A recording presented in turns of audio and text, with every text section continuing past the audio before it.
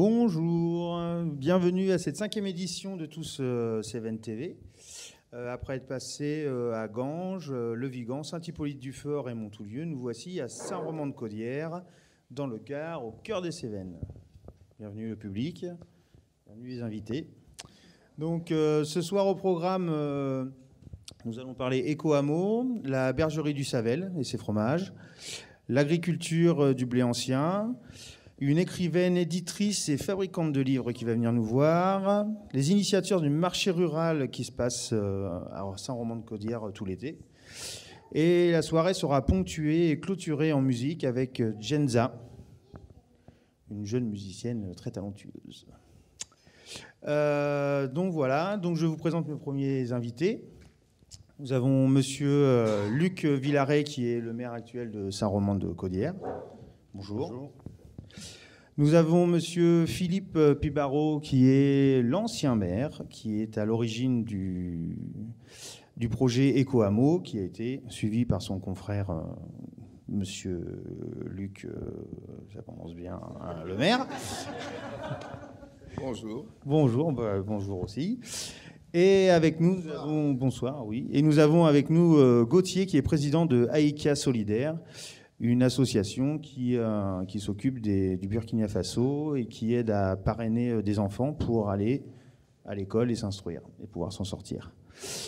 Je vais commencer par une petite question pour monsieur le maire. Les autres, vous pouvez participer, bien sûr.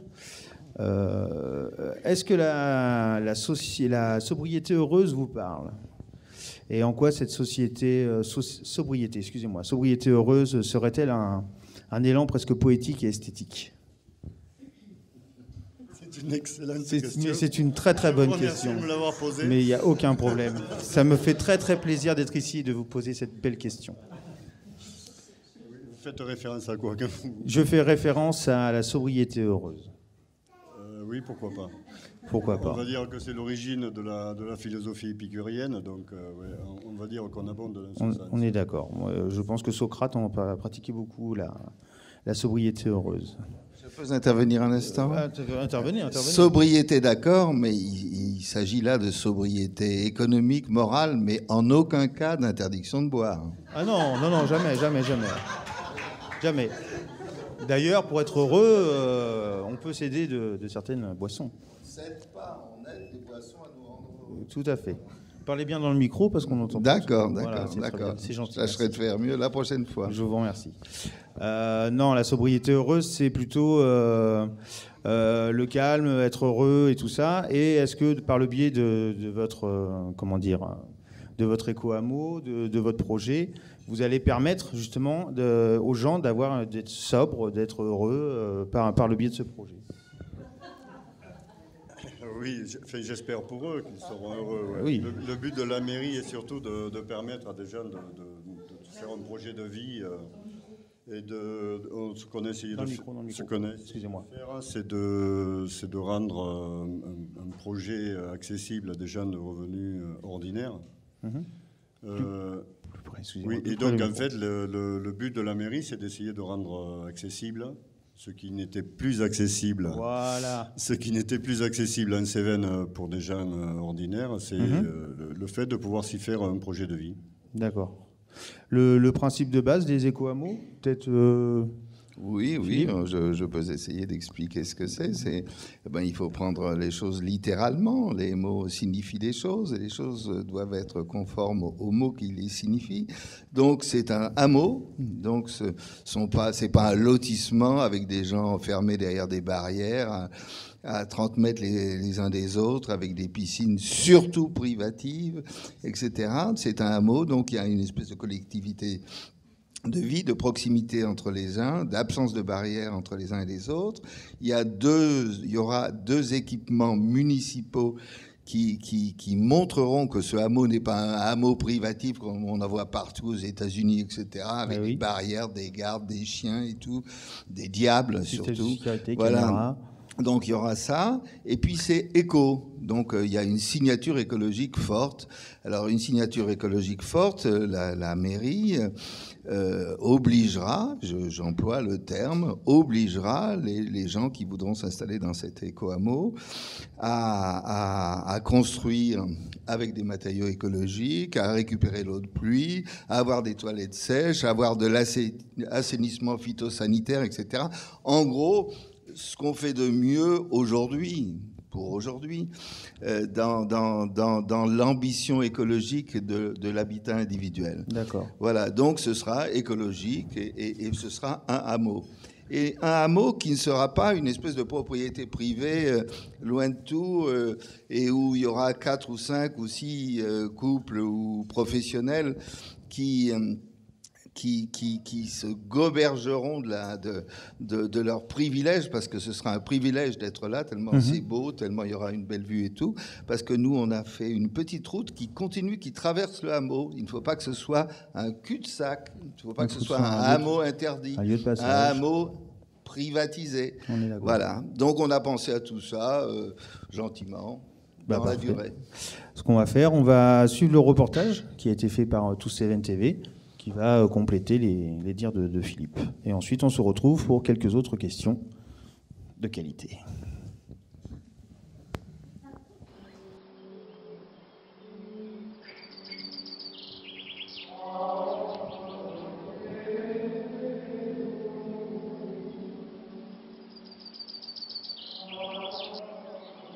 Si nous regardons autour de nous, nous pouvons découvrir des initiatives où l'humain et les échanges redeviennent primordiaux. Essayons de remettre du local au centre de ces nouvelles alternatives ou comment se réapproprier des ressources locales dans un monde où tout s'accélère. Saint-Romand-de-Caudière est un village situé à l'extrême sud des Cévennes, enclavé entre 3 vallées, celles du Vidourle, du Riotor et du Rocaudier. Le point le plus haut culmine à 921 mètres d'altitude. Cette commune de 200 habitants, unie avec sa municipalité, mène une action collective, concertée et participative. Ensemble, ils tentent de mener à bien le projet d'un éco-hameau. Le tourisme, l'agriculture, l'artisanat sont les domaines concernés, avec entre autres le développement d'une filière bois, énergie locale.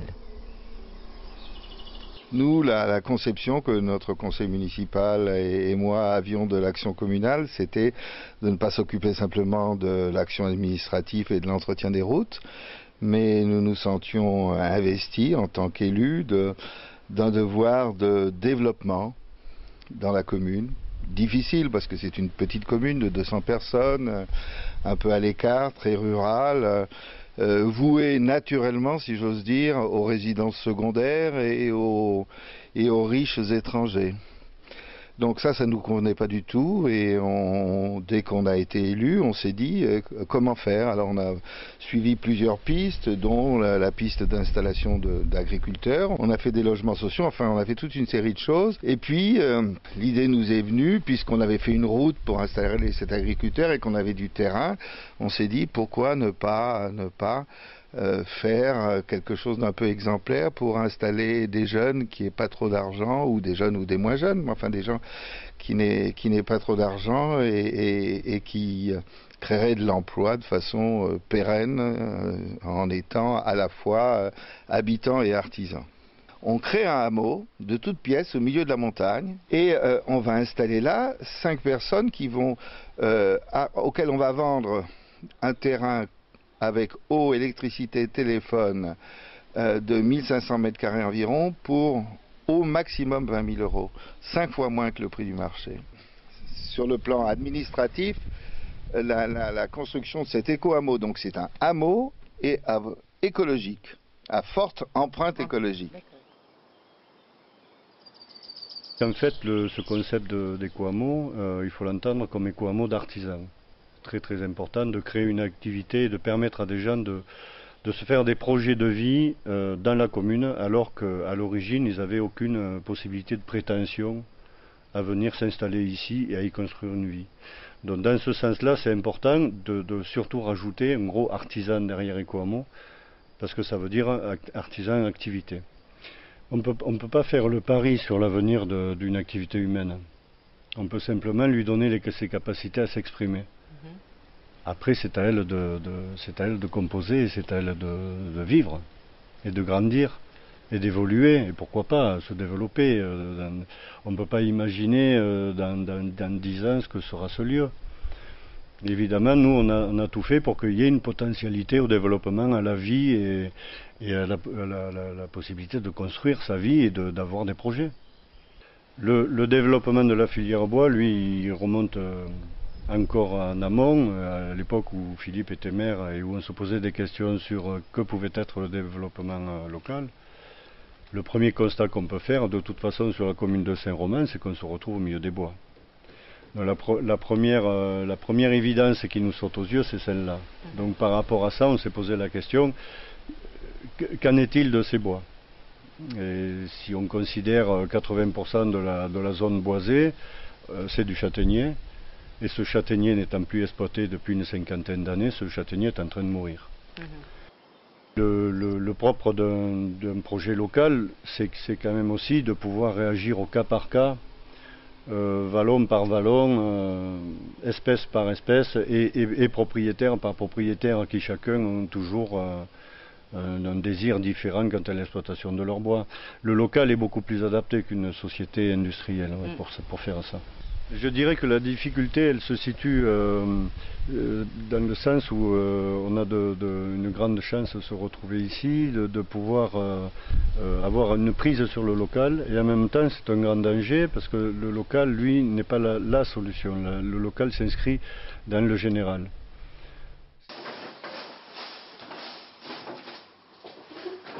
Tout le monde les connaît, en tous les cas tous les deux on les connaît.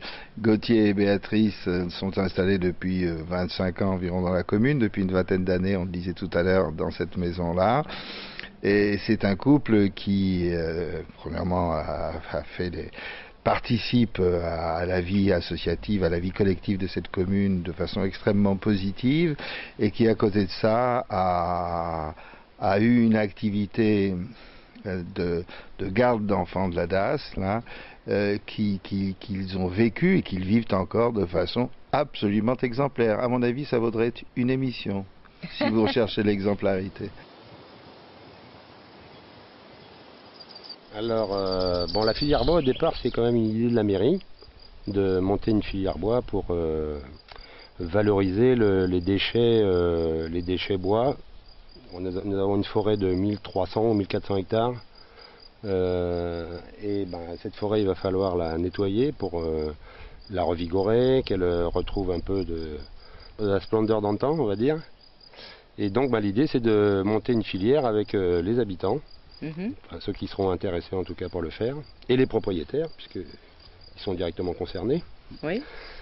Et pour valoriser tous ces déchets là, de bois qui vont être là, quoi. Avec des amis, on a eu l'occasion d'avoir des machines à bois et on a décidé de monter une menuiserie associative, donc un atelier qui serait commun aux adhérents d'une association. On croirait du coup une association pour monter un atelier de menuiserie. Donc en fait, cette filière-là, elle est très, très étirée. Très large, oui. Très large, dont l'association, elle s'occuperait de tout ce qu'il y a comme, entre guillemets, gros bois, c'est-à-dire le bois d'œuvre plus le bois de feu. Et la mairie s'occuperait, elle, de tout ce qui est broyé, c'est-à-dire plaquettes, BRF.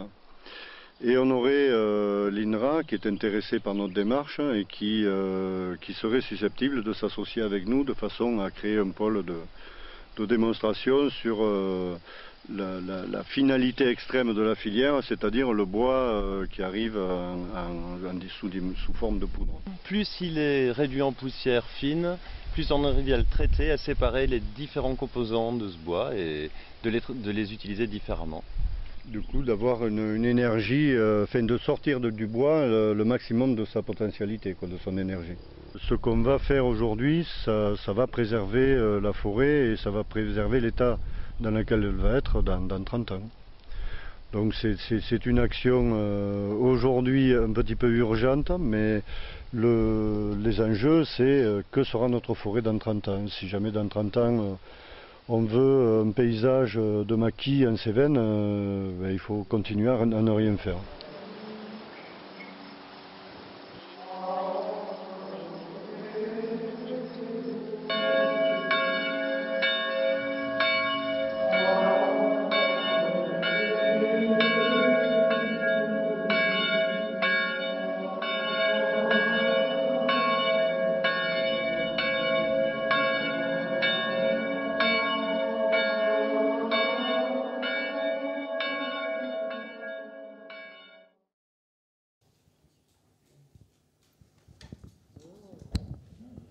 Bien.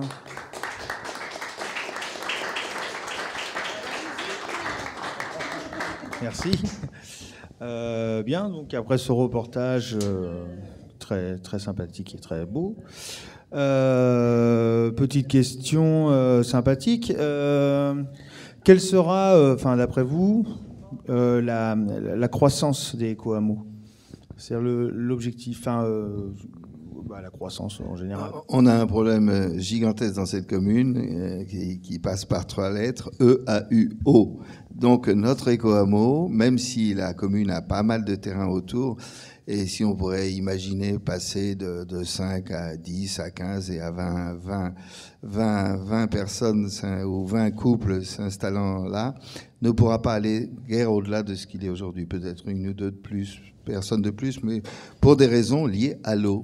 Parce que nous sommes très privés d'eau. La commune n'a qu'un tout petit réseau d'eau potable et qui va vers Bourras, et c'est grâce à ce petit réseau qu'on peut faire ça. Parce que ce que je veux dire très très vite là, c'est que pour réaliser un éco-hameau comme ça, c'est un parcours du combattant administratif extrêmement vigoureux, rigoureux, cruel. C'est très très très difficile, et je comprends que bien des équipes municipales dans des petites communes comme les nôtres ne peuvent pas faire un tel parcours du combattant. Il faut quasiment être palestinien pour faire ça. Ok. Petite question d'ordre général. Pensez-vous qu'aujourd'hui, que le gouvernement peut répondre aux enjeux socio-économiques tels que vous le faites, vous, avec l'éco-hameau? Est-ce que l'État pourrait trouver des solutions dans le même style? Vous avez de la chance ce soir.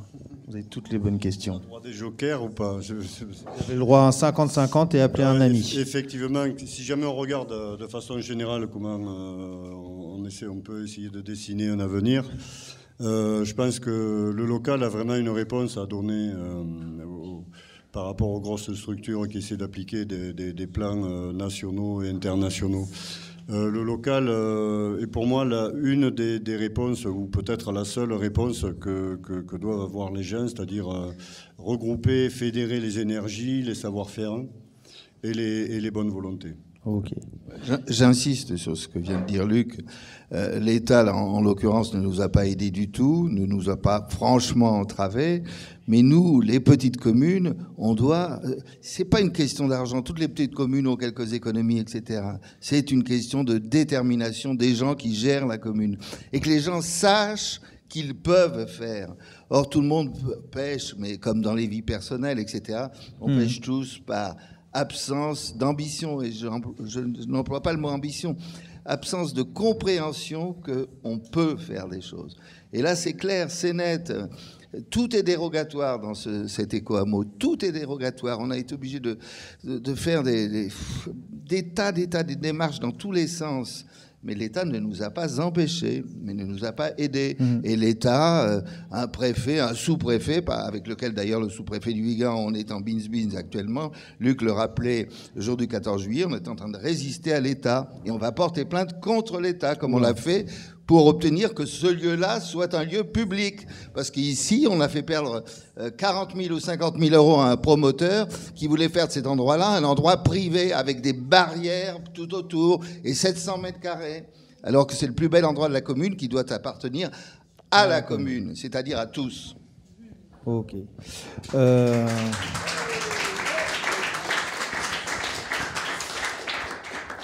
Bien, j'espère que sur cette question, on va entendre un peu Gauthier, qui ne parle pas beaucoup. Ouais, je suis d'accord. Ouais, moi aussi. Bon, là, ça va être bien. Là.